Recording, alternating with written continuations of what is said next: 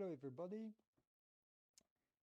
Imagine if every drop, every cup of water we used had to be brought to your home in a bucket on your head over kilometers of dusty roads bare feet. I'm sure that we would all be really cautious about the way we use this water. And this is the point of resource management. Even though we understand that really well when it comes to water, then we are less aware regarding the internet connection. You may be lucky enough to have fast connection and limited download. Unfortunately, it's not the case for most of the people on the earth, and it may be not the case of your students. Even though we live in such world, our students may experience that. And we must take into account that the internet connection is a limited resource. Let's put some numbers on how limited is that. To give you a rough idea, when you take 1 hour of video conference, it uses about 1 gigabyte of data download. In Afghanistan, a standard SIM cards with 10 gigabytes data over a month cost about $10 US. In a country where a good average monthly salary is $500 US.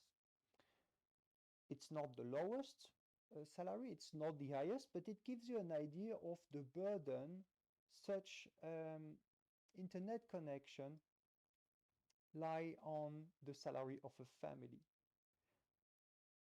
On the top of that, an active student following a curriculum may use more than one card because 10 gigabyte means 10 hours. And you can easily use one card a week.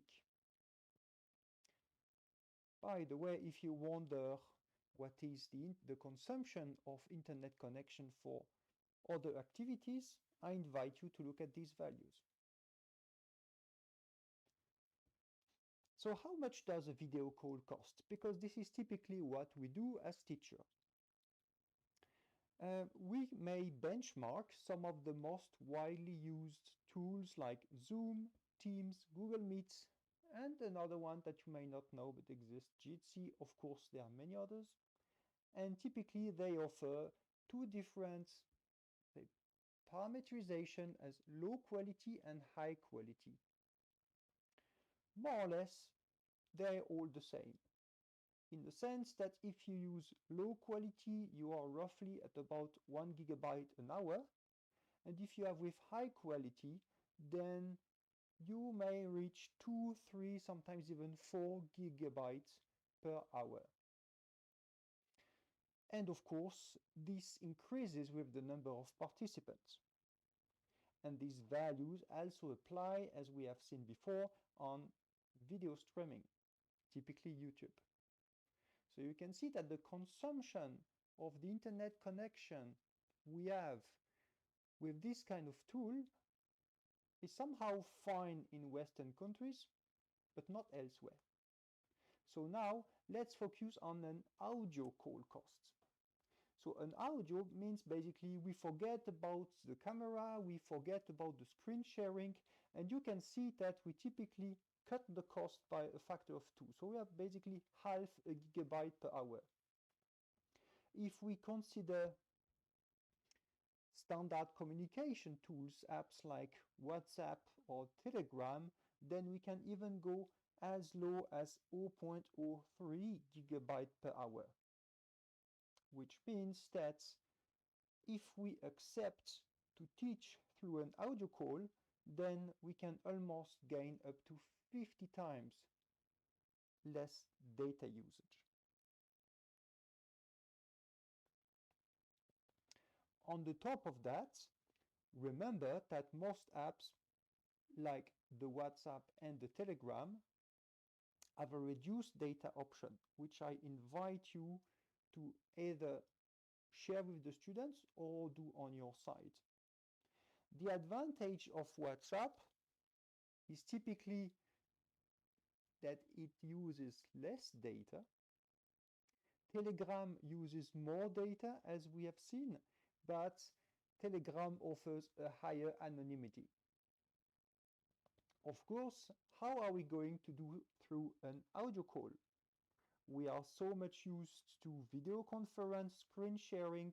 In fact, with a little organization, it can even be fun. So first, I invite you to share your slides, share your material beforehand with the students. And then you can either say or write where you are. Let's say, we go now to the slide 3. Or let's look at the top picture. If you want to be sure that the student catch that, you can write it. In these apps, you can also send screenshots. If you want to make a sketch or if you make a graph and you say, this is what you should see. Because basically the students may just need a picture. Let's make it a screenshot. If you teach, for instance, programming, and the students have their local, for instance, Python or R, you may also just type in the message, for instance here, how we make a loop in Python. And then the students will just have to copy and paste on their side. And I cannot emphasize enough the advantage of using emoticons. Make a standard with your students about the usage of emoticon. It's something that we use by default, and what I typically use is thumbs up for yes, down for no, raise your hand for a question, and if you want to say thanks, you can use that, or have a little heart. And of course, there are so many emoticons.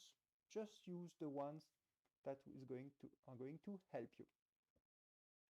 Regarding the course materials, so let's say typically, PowerPoint, PDF, etc. First, advise your students to download the material once for all. So you send them, they download, and then they don't rely on the internet connection any further once it's downloaded. And for that, it's better if you compress the PDF, especially if you have large documents, many pictures. You can just use a standard compression tools, and it can reduce up to 90% in size the PDF. Remember also that before the internet, once upon a time, we were all using paper. And in Afghanistan, there are many printing shops where the students can come with their USB stick and print the lecture. So make sure that your slides are printable. What I mean by that is follow these little rules, like for instance, make sure that your PDF is in letter or A4 format. Avoid this kind of cool pictures that are not really useful, because when I say printer, everybody knows that, and well, this picture doesn't have really a reason to be here. So make sure that your material is mostly black and white, quite dense. Remove your names also from the slides, and make sure that it can be printed. If you happen to have many documents, also consider zipping them. There are many tools like WinRAR, and you can also win a lot in size. And now, if you really want your course to be a video, because it's an important support for teaching, first, I strongly advise not to record the full lecture, because when we teach, there are many interruptions. Sometimes we wait for students, they have questions, we hesitate, and in fact, we end up with a 90-minute lecture, which is fine regarding the interactivity of the students. But generally, this 90-minute lecture can be summarized in a 20-minute presentation. So rather just record yourself alone presenting your work and make it pretty short. I said typically 20 20 minutes, 30 minutes should be your maximum, because also the video is going to be shorter, smaller. Don't use any format like MKV. Prefer a compressed format like MP4. Remember also that when it comes to compression, the compression works better if these are semi-static videos. For instance, the video that you are watching now is semi-static because almost nothing moves. I have sometimes my mouse moving, but it's not like if I was showing my face. So you don't necessarily need to show your face. If you wanted to have some individuality, you can maybe build yourself a small funny avatar. Then you can put your video on YouTube, of course, or any kind of platform. I suggest that you put it on the drive or through WeTransfer so that the students only download it once. If they want to look at the video, they don't need to watch it again and again, reusing and reusing their bandwidth. They just need to download it once. And even better, if the students know each other, they can download it once and share it locally using USB sticks.